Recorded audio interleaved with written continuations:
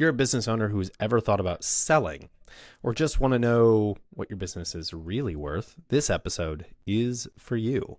Today, I'm joined with Josh Carnes, Principal and Senior M&A Advisor at Lion Business Brokers. Josh and his team have helped countless owners maximize their exit and navigate the complex world of mergers and acquisitions. We're breaking down what adds value, what kills deals, and how to set yourself up for a strategic and profitable exit, whether that's 6 months away or years away. So let's get into it. Josh, thank you so much for jumping on the Ownership Advantage. Super excited to jump in, talk a little bit about business buying, selling, all the stuff that comes along with it. But if we could, let's start with a little bit of background. For the audience that hasn't met you before, give them a little bit of background, who you are, kind of what you do, and we'll dig into a few things from there. Yeah, absolutely. First of all, Tanner, thanks for having me on. Greatly appreciate it. My name is Josh Carnes. I am with Lion Business Advisors. Our principal offices are here in Central Texas, and we specialize in helping people sell their businesses. So those founder, owner, operators who are still working in their business today and looking to retire, we help them retire, and we help them do it with maximum value. It's amazing. How long have you been doing it? So I have been with Lion for 9 years now, and we're super excited about that time frame. And I have been helping people exit their businesses for about 12 years now. Dang, 12 years. What led you into this? Was this something that you always wanted to do? Was there, what was the path that got you into this industry? So comically, I have been blessed throughout my entrepreneurial journey to have really great mentors in my life. And I was going a completely different direction, had no clue what this industry was or what was happening. And the short version is I sat down and I presented one of my mentors with a business plan, and I was going to go all in on residential real estate. And that mentor was like, hey, so you would suck at that, just so we're clear. And my background is, prior to this, I was a marketing consultant, worked for a large national marketing firm, and he was a part of that. And he's like, look, you deal with business owners. You help business owners. You've been helping business owners for the last decade. Why don't you come look at this industry? It's like real estate for business, only completely different. And the moment I saw it, I went to a seminar on it. I fell in love with it, and I was like, yeah, I still get to work with business owners and help them. That's for me. Nice. So do you get to use a lot of that background skill, especially being, from marketing and things like that, being able to kind of lend that eye into the work that you do today?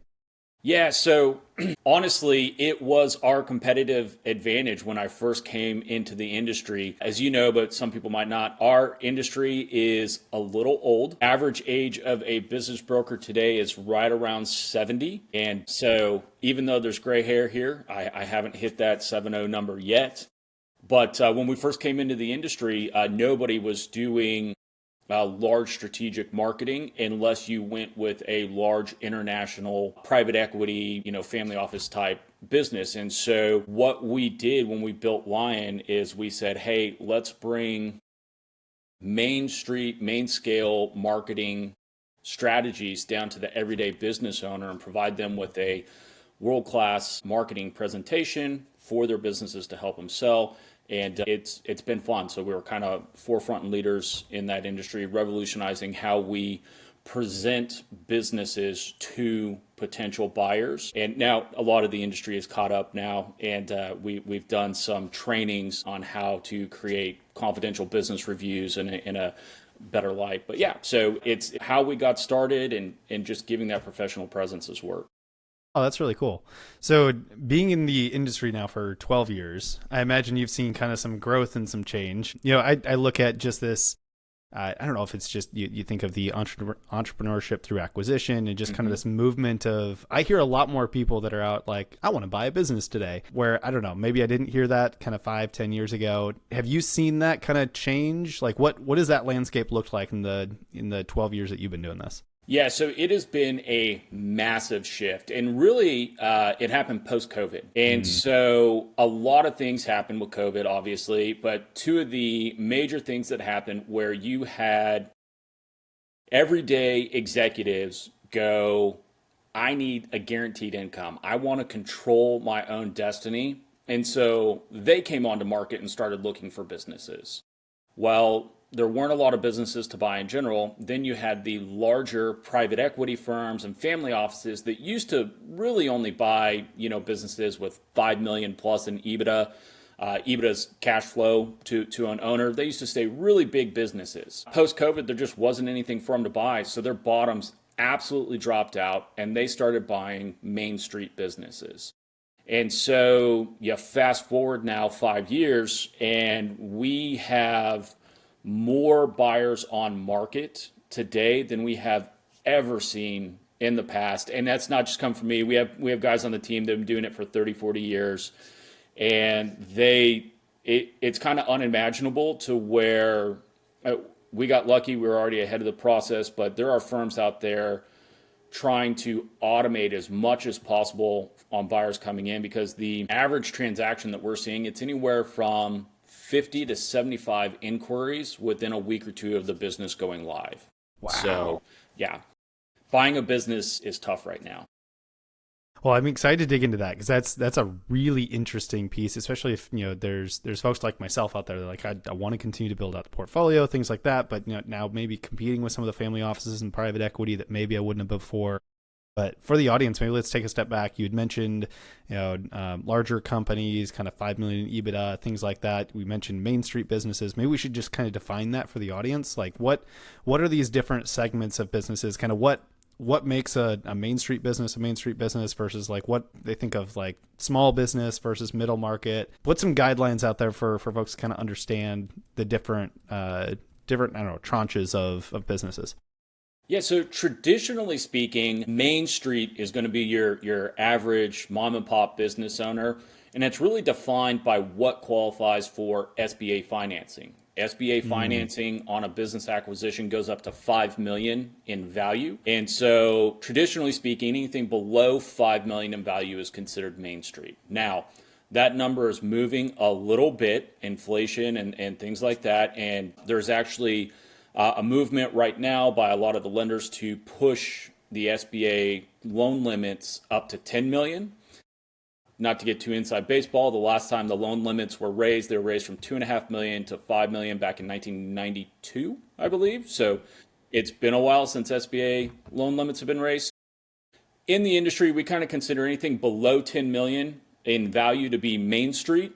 Once you get up above that into the 15, 30 million, that's what they call lower middle market. That's probably the most competitive market because that's really where you have the larger private equity groups with the individual buyers competing over transactions. And then you move up into what's truly middle market where investment banks and those types of players dominate the market, all the way up to publicly held companies, right? Once you go IPO, you get to play with the real big boys, go to Wall Street and do all of that stuff. So our firm is on the complete opposite end of that transaction, helping the mom and pops exit.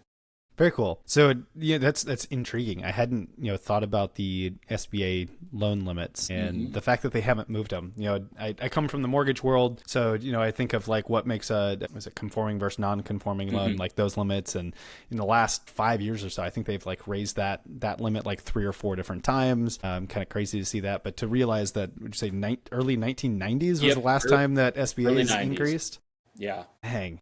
And it doubled. So it went from 2.5 to 5 million. So there's a petition going around within the industry and all of that to do that. And the request is another doubling up to 10 million. So I think this leads to a good question then, like what drives value? Like for a business that's going to be valued at 5 million or 10 million or something like that, like what drives that? Obviously, I love talking about this stuff being in kind of our world and the coaching side of things, but you see this stuff every single day. So when we're looking at businesses, small Main Street businesses that are valued at 1 million, 2 million, 3 million, what are the primary factors driving that? So the reality is the number one factor for most industries, right? So there are those outlier industries, those outlier businesses that don't conform to the norms, but the number one factor is cash flow, right? How much cash is an owner taking home at the end of the year? And that's what we sell businesses on, is a historical cash flow number. Where it gets interesting is, you start diving into add backs, right? And so if you're that business owner who's using the business as their personal piggy bank to potentially avoid some taxes, we work with that on a daily basis. But yeah, cash flow is generally the number one thing.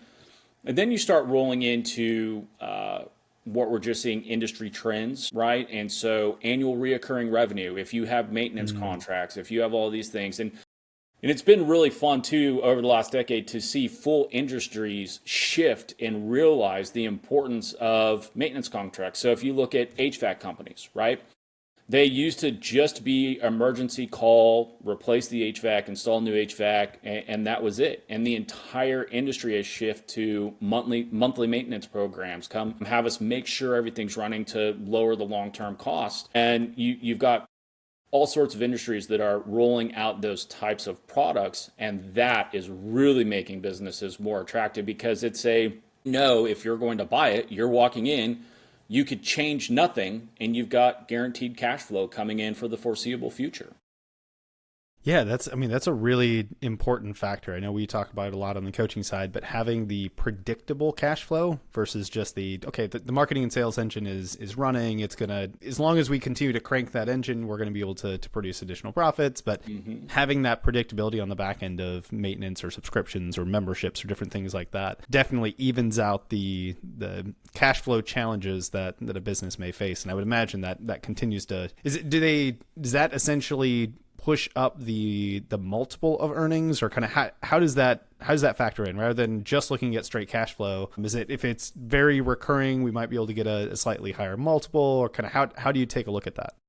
Yeah, and I think you kind of hit on one thing that we haven't dived into, but all businesses sell in a range.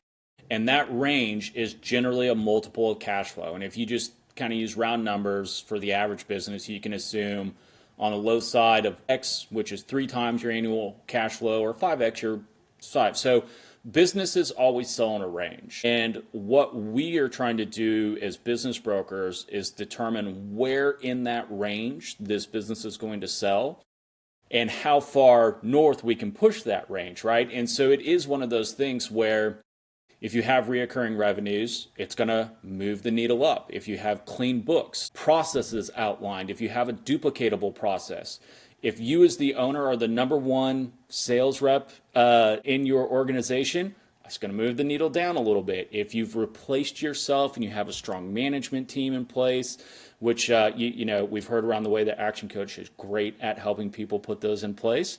If you do those, that moves the needle up, right? And so it's a consistent game of every industry, what's the range, and then using that individual business, their strengths, their weaknesses, how far up in that value range can we get them?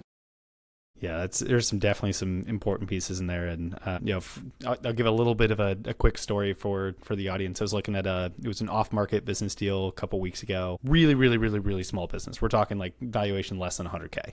Mm-hmm. Really, really small. Go in, checking everything out.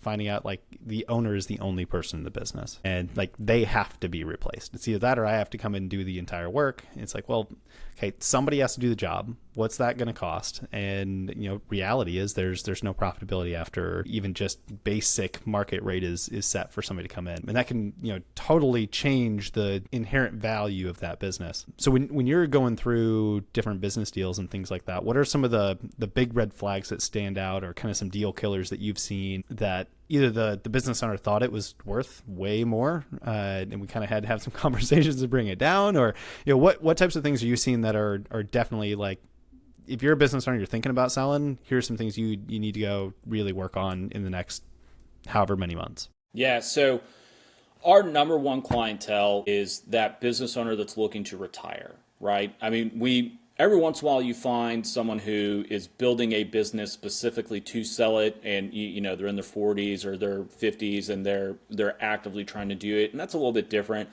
But the reality is most business owners that are looking to sell are a little bit older. That's the silver tsunami or the baby boomer exodus or whatever you want to call it, and they're looking to retire. And one of the biggest red flags, and honestly one of the saddest things that I hear, is we hop on the phone with them and they go, well, I've been thinking about retiring for a long time now, so I started to wind down the business. And you look, and 5 years ago, that business was doing $1.5 million in cash flow to an owner. It was a thriving business 7 to 10 years ago, and they got tired, so they started to wind down the business. And now they're back to themselves doing all the operations. They're the only person out there driving the carpet cleaning truck or something like that. And it's sad. You're like, well, if we would have sold 10 years ago when it was doing X, you would have made a lot. Now it's this, and maybe we find someone who's looking to buy themselves a job. I will say this, though, with the caveat is the market is so flooded with buyers right now. If you already did that, the damage is done. If you're not going to, you can put another 3 to 5 years in, build it back up. But if you don't have that time, there are buyers out there looking to buy themselves a job. And that's exactly what it is. It's the business that makes 100, 150 grand a year in cash flow. And there's people out there going, yeah, but I control that 100 and 150 grand. And so I'll step in and buy it. Now, they're not buying it for $1 million, right? But there are buyers out there for those really, really small businesses. Yeah, that's really interesting. Maybe let's dig into that a little bit on like who's out there and like what they're buying. I think of different buyer profiles. Obviously, you mentioned private equity, some family offices, things like that on maybe the larger end. Mm-hmm. But are we seeing more people coming out of I'm tired of having a job now? I'm going to maybe dip into some of my retirement savings and I'm going to buy a business, just a little business, so I have control, and then kind of everywhere in between. What are you seeing the most of in terms of the buying side of things? Are there a lot of people in the middle that are a little bit more sophisticated, looking for I don't know, more mature deals, or kind of what is the market looking like right now for that? Yeah, so it's pretty interesting. I would say the number one buyer that's calling us on a weekly basis is a quasi-retired executive who got a golden parachute, right? And they got a nice little lump of change, or someone who did really, really well in real estate for the last 20 years, and they've got some cash flow, and they're realizing, hey, buying and selling real estate gets you to one level, but buying and selling businesses gets you to another. And the most common call that we get today is, I'm looking for something with $500,000 in cash flow and, perfect business, 30% return, 30% profit margins. The owner doesn't do anything except cut a check and say hi and that, right? So I've got 100 people willing to pay cash for those businesses right now. The unfortunate thing is those are far and few in between, right? So the other big area for buyers right now is the ETA, entrepreneurship through acquisition movement. What is crazy is colleges today are teaching 20, 23-year-olds go buy a business, right? And so, back when I was coming out of college, it was, if you're good, you're going to go start a business, go build a business and create something on your own, which is probably why I'm a sucker and keep running my own businesses. But today they are teaching them, go buy an existing business. You're smarter than the 80-year-old guy who didn't know how to use technology back in the day, and leverage that to do it. And so we're actually seeing a lot of younger entrepreneurs coming forward, and they're pooling their money together with a group of individuals, and they kind of call themselves search funds. They're an interesting hit or miss. We don't really love them in the industry because it doesn't always mean they have cash. But so it really does range the gamut from the true professional buyer, private equity firm looking to make an investment, down to strategics, right? So other industry professionals, your competitors, are under the impression that, hey, if they can buy you at X because you're small, it pushes their business to another level where they can sell for 6X to a private equity firm. So there's those buyers. Down to what we see mostly today are the individual buyers, who they're the solo entrepreneurs who want to cut a check, invest in something, and take it to that next level to grow. There's two things in there that I wanted to touch on. The first one is with this younger crew kind of coming out of school. I'm sure from first coming out of school. I know from the first few jobs that I've had, like, there's a lot of learning that's required in your first few years, right? I would have to imagine that group is probably more apt to be willing to take some of the smaller businesses, jump in and actually do a lot of the work in the business, learn that stuff as they grow it, versus somebody that's a little bit further down the road. Is that kind of what you're seeing? No, we're seeing the opposite of that. Interesting. Unfortunately, I wish they would, because it's the best opportunity for them. When I talk to buyers, I tell them, look, the best opportunity you have is to grab that business doing 150 a year, work in it for 1 to 3 years, and build it up and grow it into something amazing, But unfortunately, these kids are coming out and they are spreadsheet warriors. And so they've been told it needs to make $1,000 a year cash flow or don't invest in it. And they don't take the time to realize the emotional and the human side of businesses. And they're plugging stuff into a spreadsheet and it fits or it doesn't and they move on. And they've got really lofty goals where it also comes down to the business owner who ran his business for 30 years and built relationships in the community probably doesn't want to sell to a 25-year-old who's plugging everything into a spreadsheet and bouncing off of there. And, before we even get into true diligence, telling him what he's doing wrong with the business. And so it's been kind of funny. They shoot themselves in the foot a lot if you let them get past the range. And it's, unfortunately, the reality is why they don't make it too far past on a lot of acquisitions. So it's the opportunity zone is for them to get in there and roll up their sleeves and put a little bit of work. But most of them don't want to. They want to cut a check and straight to the top. That's interesting. It's almost like we've gone too far away from, at least if they were going to go out and start their own business, like they were going to have to operate some stuff within it. It's like, how do you bottle that same mentality, but then put it into the, like, I'll come in and do it, but I got to buy the business first. And, that's really interesting. The other thing, sorry, not to cut you off, but the other problem we have is they're a social media generation.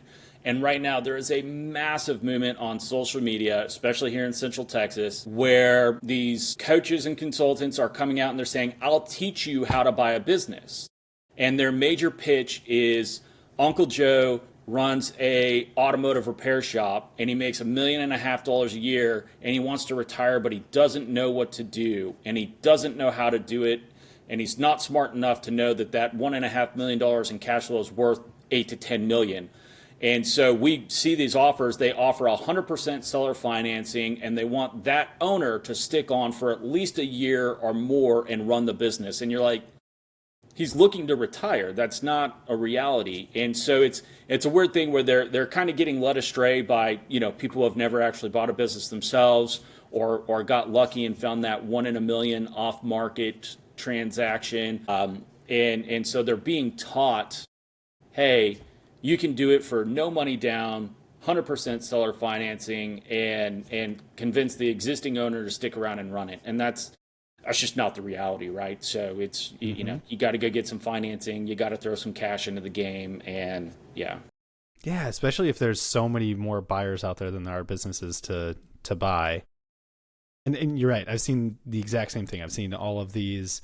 I don't know. It seems like the last 2 years specifically, that's really started to pick up and take off. But what I don't see enough of is all right, bought the business. Now what? Like these folks are coming out, haven't actually built a business before. And as you know as well as I do, there's a lot of emotional component that comes into properly building up a business. When you guys work through a transaction, you find a really good buyer, go through that. Is there anything on kind of the back end after the deal's over? Do you follow up with them? Like, what do you tend to see after a transaction's over?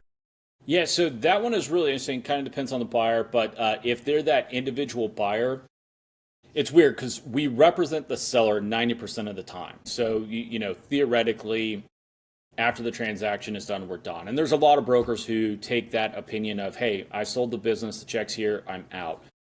And it's a fine line of, buying a business takes 3 to 6 months, if you're lucky, on one transaction. So you get to know some people over 3 to 6 months of daily interaction with them, right? And so you get a little emotionally invested yourself in these buyers and the business and the transaction. And so what we do is we try to help them with that long term by providing recommendations. So, we take Action Coach and we say, hey, look, if you're in a bind, if you want to help growing, if you want to move from owner operator to this, we kind of provide a list of recommendations and say, this is what we think you should do. Here's who you can talk to about growing this business, whether it be a marketing firm or a coaching consulting firm or something along those lines, to try to help and support them. Most of the time, they feel that they're smarter than everybody, and that's why they're buying the business, and they're going to make it better than everybody else, and they start running on their own. And 6 to 8 months in, they call us and go, hey, what was that number again that you recommended? And so, but yeah, there is a lot of that.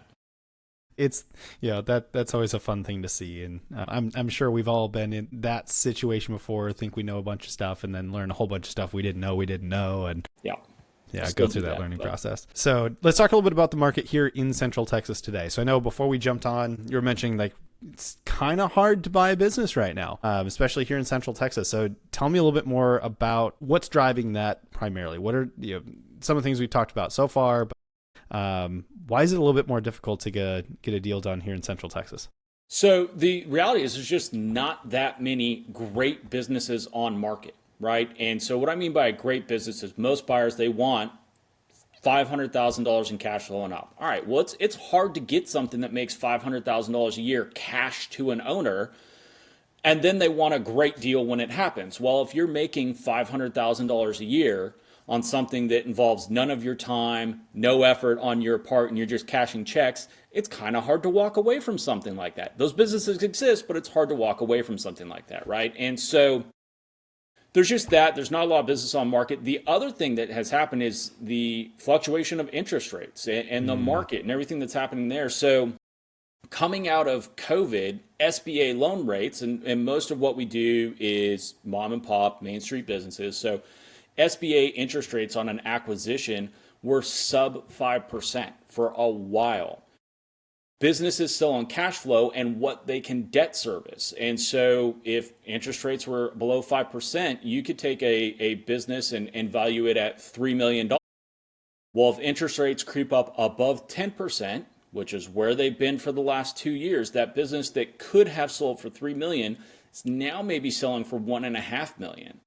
And so that seller has a perceived loss of value, right? The value was never there because no one ever offered it, but it's a perceived loss of value. And so they're sitting there going, well, I was on the phone and people were offering me $2-3 million a few years ago. That's what I want. The problem is those businesses don't debt service. So you can't actually make the loan payments, and nobody actually has $3 to $5 million cash where they're buying these businesses. So they have to finance them. And so what's happening is you've got not a lot of great businesses on market. The ones that do come on market are a little skeptical. They probably want more than it's actually worth. And then you are just flooded with buyers. And so the average transaction that we're posting right now is probably 75 inquiries across the given time of it first coming to market. And that doesn't include the time that we promote it off market, right? So you talked about how you saw an off market deal. There's the reality. We have pocket listings just like you do in real estate where we know that we've got buyers, we know we've got interested parties. And so we kind of float deals around internally. We have our own internal broker networks that there's a handful of those brokers that share deals and share transactions and try to help each other out. And so a lot of stuff doesn't even make it. If it's a great business, it might not even make it to market for the average buyer to compete on, right? And so it's a weird time in the market where it's not fully a seller's market where they can just demand whatever number they want. Coming out of COVID, it was 2021, 22 was amazing years for the industry because a seller could just say, I want $3 million for it. Why? Because, and a buyer would pay it and get it financed. So we're not in a full-blown seller's market, but the problem is there's too many buyers on market for it to even out fully and for it to be a buyer's market. Every transaction is having competing offers where sellers are being able to take a step back and entertain offers in their entirety, right? And so we've talked a lot about that top line number. But the reality is, especially for a business owner who's looking to retire, it's not all about the cash in pocket at the end of the day. It's the transaction in its entirety. What does the terms look like? Does that general manager who's been with them for 15 years, is he going to be taken care of? These retiring business owners, they actually care about their people that they've done life with for the last 15, 20 years, and they want to make sure that they're taken care of. So we just did a transaction where the seller was looking to sell the business, and he would not entertain an offer that didn't give his general manager 5% ownership in the business moving forward. And we had offers for a higher top line number where he could have walked away and put a couple $1 million more in his pocket, and he chose not to because he wanted his general manager taken care of. And so, we tell buyers and sellers all the time, it's what is the offer in its entirety? What are the terms? What are the conditions? What are the seller financing? There is seller financing on every transaction at some level. what does that look like? What are their tax implications going to be, right? So not always top line number. And a lot of these buyers don't understand that they're competing with multiple people, multiple offers. And they really, if you want to buy a business in Texas, you really have to listen to that seller and ask them, what do they want? And try to figure out a package that gets them the most of what they want as possible. Long-winded answer there.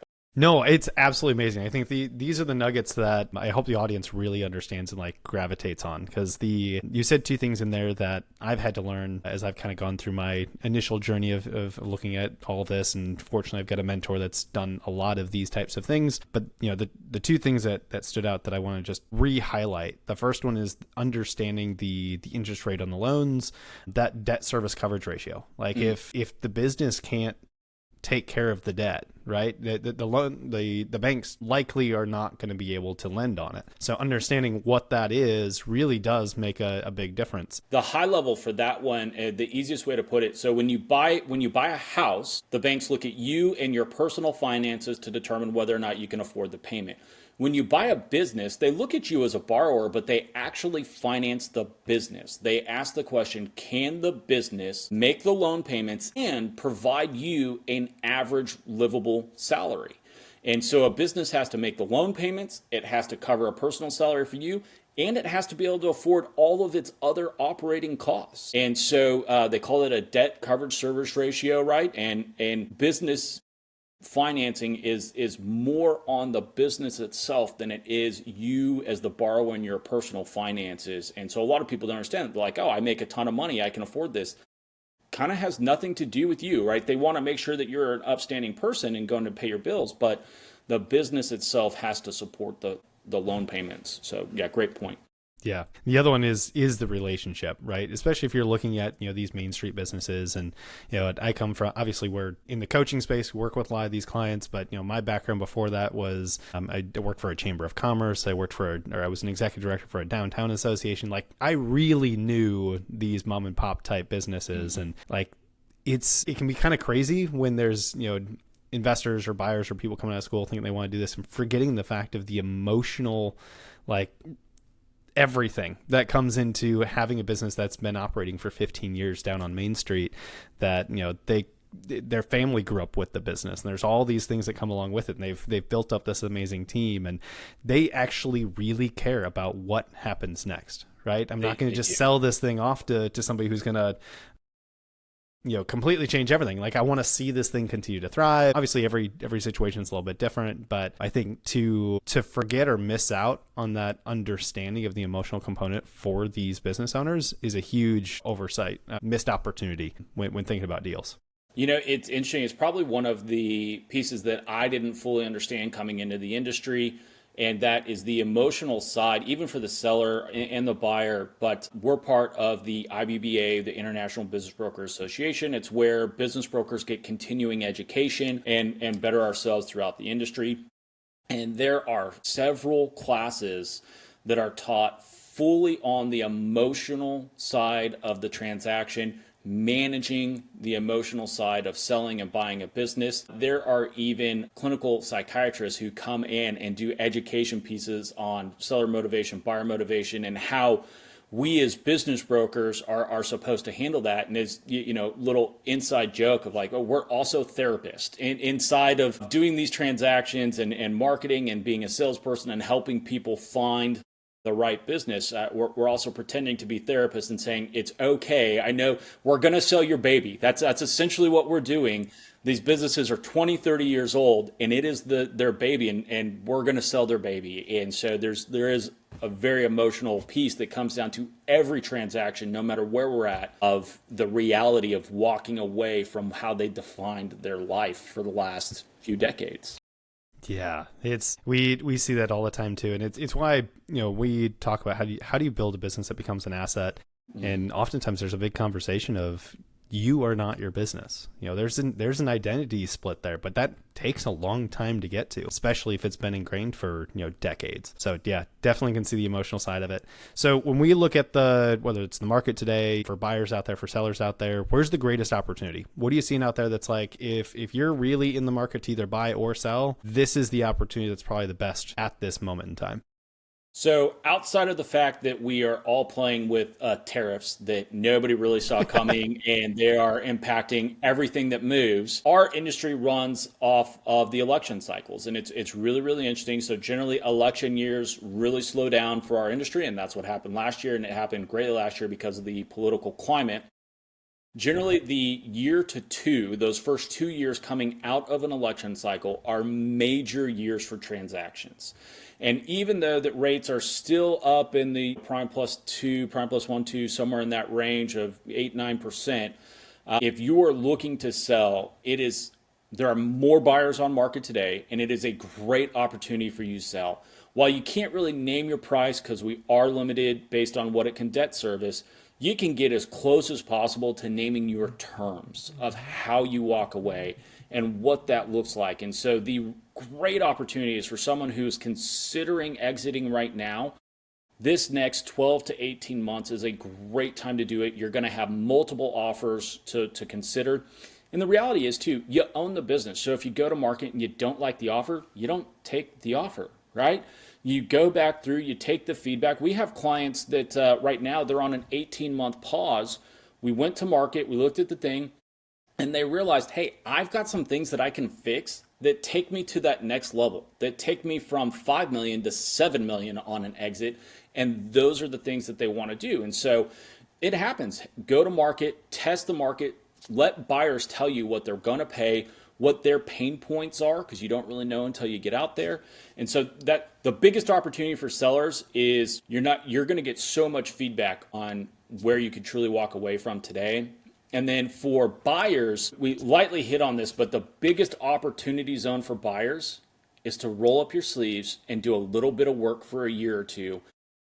There are 100+ buyers in Central Texas, in Austin, Texas today, that if we had a business that was cash flowing $500,000 a year in service, HVAC, electrical, manufacturing, whatever it might be, we'd have 100 buyers lined up ready to buy it today in Austin, Texas. The reality is we might get 2 of those this year. But you want to know what we will have? We'll have 20 to 30 opportunities doing 150 to 200 grand in cash flow. And if you're willing to roll up your sleeves and work for a year or two, guess what? You can take that business to 500K just like that with someone who's enthused and ready to work in it versus been doing it for 30 years and set in their ways. So as a buyer, look at stuff a little bit smaller than you're probably just going to cut a check for. Roll up your sleeves, grow it, build it over time, put in a little sweat equity yourselves, and reap the rewards in 5 years when you go to exit. So those are probably the 2 biggest opportunity zones that we're seeing in the market today. I love that. That is absolutely amazing, which leads to the next most important piece is if they are looking for these opportunities and they're doing these types of things, they got to connect with you. So where can they go for more information? How do they connect with you? How do we get the audience to start having some, reaching out to Josh, saying, hey, I need to talk to you about these types of things, excited to do these next steps here. How can we get them to get in contact with you? Yeah, so the easiest thing to do is go to lionbusinessbrokers.com. That's LION. We've got the big red lion head on the website and all the stuff, so you can go check out our website. And just in case you don't like working with bald people, we do have a full team of advisors here in Austin and throughout Texas that are happy to work with you. We've got some advisors that have been doing this for 30 and 40 years on the team. I am blessed to have them be a part of our business and what we're going. And the reality is, you can give me a call. My cell phone number is 512-721-8683. I am happy to talk to anyone, anytime, whether you're considering selling your business now or in 5 years from now. I'm happy to have that conversation and say, hey, here's what the market looks like today. If you walk today, here's what you could probably get. And it either makes sense or it doesn't. We're happy to provide that feedback for people. So yeah, lionbusinessbrokers.com or give me a call on my cell. Beautiful. I'm going to highly encourage everyone that's listening to reach out to you in some way, shape, or form. At least just say, hey, saw you on the podcast. Great conversation. But there's an attorney here in town that we've worked with, and he's got kind of the saying is you need to know a lawyer before you ever need one. I think that's really true here as well. Like, know a broker, know somebody who has all of this experience before you're ready to, or you're thinking about like needing to sell in the next 6 months. Get those things lined up so you can kind of make the best deal possible. So reach out to Josh and the team over there at Lion. Josh, this has been a lot of fun. I appreciate it. I know that I could probably sit here and talk your ear off for another 2 hours and get super granular, but I think we hit some really fun stuff for the audience, and just want to say thank you for taking the time. Yeah, Tanner, thanks so much for having me on. And yeah, I'll sit and chat business deals all day long with people and start getting looks from people in the office of like, hey, we have work to do. But so I greatly appreciate it. I love talking business and business deals and helping people out. Amazing.